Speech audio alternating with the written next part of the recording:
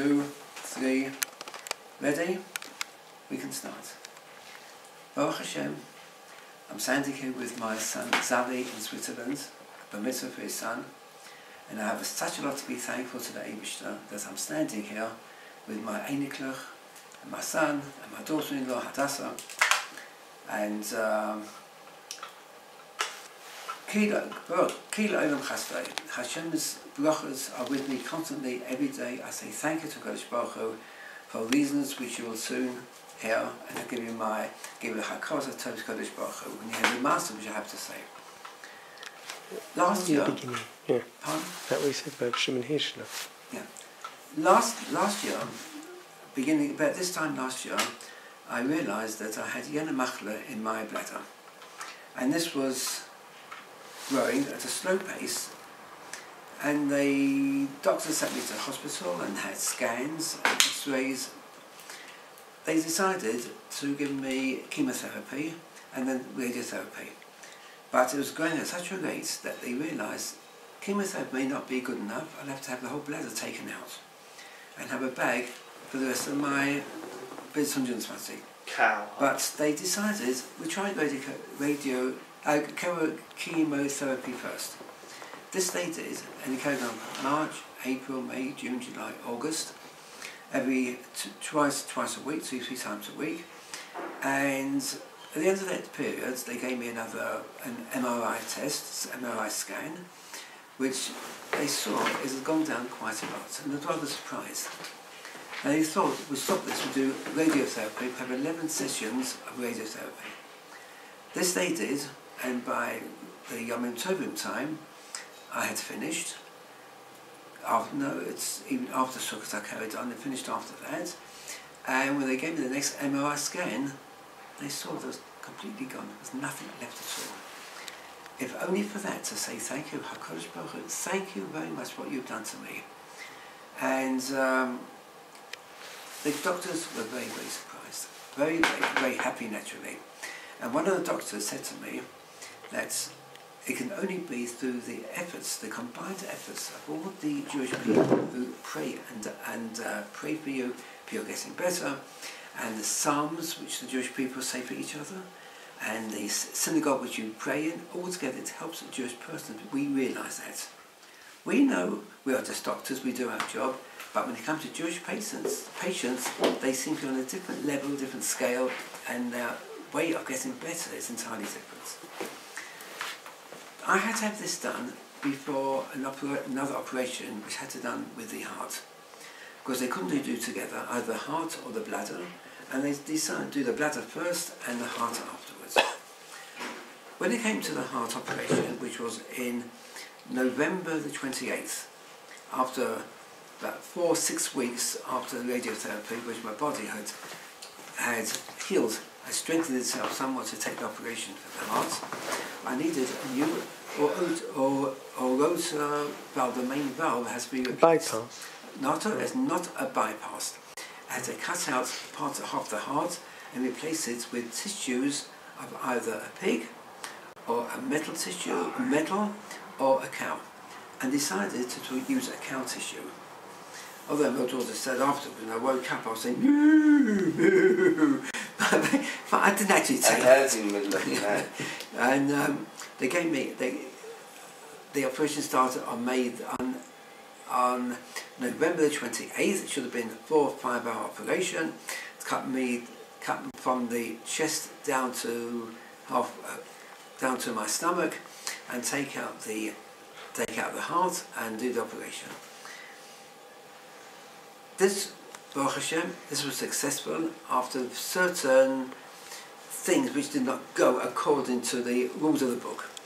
For example, the first time, then my heart stopped beating, and the doctors, to get it going again, they used electric impulses to get my heart going, which, Baruch Hashem, it worked, and the heart started going again. A short time later, my heart stopped a second time. This time they could not get it going again. I needed a lot of blood transfusions. And to get extra blood, which was needed for me, they had to send away to the London hospital, which was a few minutes up the road, then to send by, this is what the doctor was telling me, they send by motorcycle and to bring back quickly the blood which was needed. But this whole period of my heart stopped beating, took about a quarter of an hour. Now you can imagine the heart not beating a quarter of an hour when his mum is called dead or clinically dead, is how the doctors referred me as such. And whilst this took place, I felt a being of myself leaving my body and hovering, I suppose it was called a nefesh, one called it the soul, hovering above my own body, looking down to see the doctors working on my body, trying to get me working. And one of the doctors, and this I've not mentioned before, one of the doctors said to a nurse, I need a scissors, quickly bring a scissors, so a surgical scissors, I need to cut something inside me. She quickly went to get the scissors, and as she fumbled in her hand and it fell on the floor. She quickly picked it up, she put it in the surgical sink for a disinfectant. Meanwhile she bought another scissors. I'll tell you why I'm mentioning this later. And meanwhile Why did he want a scissors? I don't know what he wanted. The doctor wanted scissors in the first place. I haven't asked the doctor afterwards what he needed it for. He cuts nails the place. And my nefesh, my soul, whatever you wish to call it, suddenly started moving away from my body, so my body getting further away till there was nothing there at all. I was going through the sky towards a Himmel, going up and up and up, and I saw in the distance a big yellow, cosy, yellow light, like one has in a very thick foggy day, one has the orange glow in the night time. That's what it looked like. But it was different, that brownish orange glow. And I came nearer to this light, I felt myself drawn into it like a magnet. And as I came into it, I felt warm, it was cosy, it was warm. Oh, I said, Baruch Hashem, I'm not going to leave this place. This is marvellous. And I felt it like put its arms, the warmth around me, and taking me up and up and up at fantastic speeds to the heavens, heaven 1, 2, 3, up the heavens, till I came to the Yeshiva Shomala, not into the Yeshiva Shomala, but outside of the doors of the Yeshiva Shomala. Because there, I heard a whole lot of learning taking place. I heard a lot of voices going on. I didn't see, don't ask me what they were learning, who they were. The door was closed, I couldn't see anything inside in that room. And all I heard was voices, like you go to, for example, Ponvish Yeshiva, or another big yeshiva, you stand outside the door, you hear the voices, but what they're learning, got no idea. That's what it sounded like. And I thought, oh, Baruch Hashem, I'm going to see Moshe Rabbeinu, the Rosh Yeshiva, Avi Yiskov and Yaakov, say all these, the Melachim, I say, oh, I'm a chaydik. But it was not to be. I felt suddenly a pull backwards. But up there, did you recognise, did you see anything? I saw, I did see something, but I'll tell you in a moment. But inside, where I learned nothing at all, because I felt myself being drawn backwards. Why was I being drawn backwards? Because meanwhile the doctors down below had got the blood, put it into me, they were already working on me to get myself, although to them I was showing toit, I was dead, but they're still trying to work on me. And they felt a slight impulse, a slight beat or something in my body. As soon as that beat came along, that's when my nefesh, whatever it was, felt being pulled back into the body to revitalise my whole body. I was having a tug of war with this yellow light. I wanted to stay there, and the light wanted to pull me back. But the push of my own instinct wanted to stay there wasn't strong enough, but I myself being pulled backwards slowly, more and more. But before I left this yellow glow, I saw, which amazed me, another nefesh wandering around, just doing nothing. I said to it, she's there. What are you doing here? It says, I've got no Gan Eden, I've got no Gehenna. Why, what's this? I said, I need a Gilgal to mistake myself to repay back what I did wrong. And I can't go anywhere until this is paid back. Tell me, maybe I can help you. So he said to me, a long time ago, I borrowed some money from a friend of mine and to pay back at a certain date. This date came and I paid him back. Oh, but it's lacking 1 penny, a coin, something. I can't remember, a penny, I got no idea what type of coin. He said he owed a little bit left to pay back. And I said, oh, don't worry, I'll pay you back. Oh, but I didn't have time to pay him back. Hashem had other thoughts in mind, and I was nifter without paying back this 1 coin. When my nefesh came up to the basin Shalmada, where they have enormous big scales, mitzvahs one side, Averos the other side, they put me on one side where the mitzvahs were, and mitzvahs went right down, and right straight to Gan Eden. When I was going to Gan Eden, the black Malachim came along and says, oh no, he hasn't paid back a penny. He can't go into Gan Eden. That stopped me going to, so the Malachim took hold of me, put me into Gehenna. When it came to Gehenna, the white Malachim came along and said, oh no. His mitzvahs is more than that 1 penny which he owed. Therefore I'm stuck here. I need a ticket, I have to have a Gilgal Neshama to go back to pay back that 1 coin. However Gilgal will it be, I don't know. But there's no Gan Eden till I can pay back this. And that's a Musa Haskell to learn to people, which I learned from this Masa. Don't buy things in the shop, put it on the books. Because I'm here in Switzerland, and my brother, Allah Shalom, was nifted suddenly. Last Wednesday he went to have a shower. He was Baruch Hashem, he was perfectly alright, and he had a heart attack, and in that second he was nifter. The Levi was last Wednesday in Eretz Yisrael. I'm sitting Shiva at the moment. My Shiva is going to get up next Sunday morning. But one never knows in a split second whether the heart can carry on or the heart will stop. Nobody knows. Nobody knows. If you owe money, you owe money. And it will not stop owing money if you're nifter. There's Gilgulim after Gilgulim till that money is repaid back. Don't take money on loans and it's, well, that's one has to, but one relies upon the Abishab, and it should be alright. And if you've got money to buy furniture, buy the furniture. If you haven't, don't borrow money hoping you're going to pay back in time. No such thing as hoping, either you do or you can't.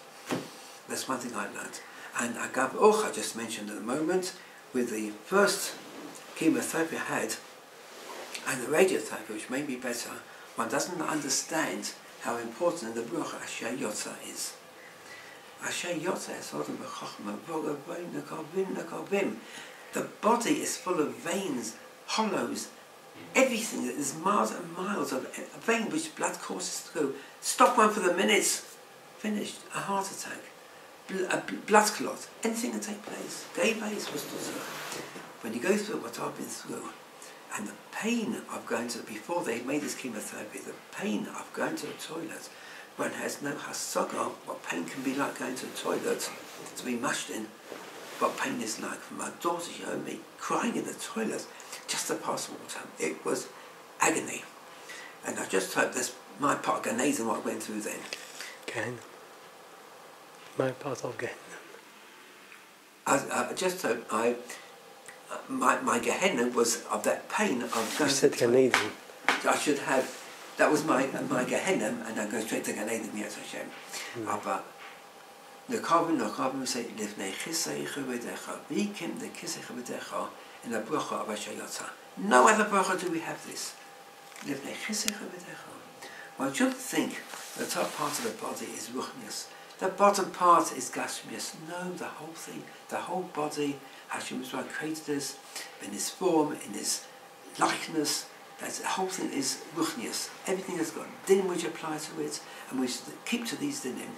And everything, the dinim inside the toilet, dinim when you come from the toilet, how one should behave, and that we should know when you say the bracha, know the meaning of the words.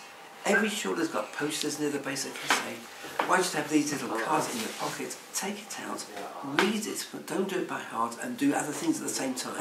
You have to have your kavanah, your intention, what this bracha means. Asher Yotza, we are full of chokhmah and understanding. And therefore, this bracha to me now is a bracha mamish of life and death. To know what you're saying and don't do other things at the same time. And the end of the Master was, after all that, suddenly I found myself being swiftly pulled back, whizzing through space into my body. In seconds I was there, and when I got there the doctor was banging me, shaking my head and saying, "Are you awake? Are you awake? Are you alright? Are you alright?" And I found myself better. And after a few minutes, when I got myself better, suddenly I thought to myself, "Ooh, the scissors, Master." I said to the doctor, "Doctor, when I was having an operation, did you ask a nurse for scissors?" He looks at me. "Yes." "Doctor, did the nurse drop the scissors on the floor?" He was taken aback, he couldn't believe it. "Yes, how do you know?" "Because I saw it taking place. I was up there looking down at my body, and I saw a drop, put it in the sink in that corner, in the corner of the operation theatre, to gave me another scissors." He sat down and he was flabbergasted. And let me think for a moment. And he also said to me, "We never thought we'd bring you back to life again. To us, he was completely finished. But we know, same as the first doctor with the ladder department, we know, you Jewish people, how you pray for each other, you help each other. In synagogues, we pray for each other. And we have a Jewish person in a hospital, from morning till night, there's comings and goings, the rabbis come, other people come, friends come, there's always people coming and going. With other nationalities, there hardly is anybody. Maybe a son comes, a daughter or parent comes for a few minutes and they go home. But the Jewish people, their bed is constantly in use, visiting hours, there's always somebody there. That itself, a person should know, makes our clients, makes our patient better. Just to have patients coming in, and that's what the doctor told me. And thus is this big thing. You come to visit a person, you take away 500 of the illness of a person, and that is 100%. And whatever's left, another 500 left of that. And a person should be mevakar cholem. We say in the morning, and we say a bigger cholem, all together, it's all pushed in together. There's ein lehem shia. Bigger cholem is extremely important. And that was my master.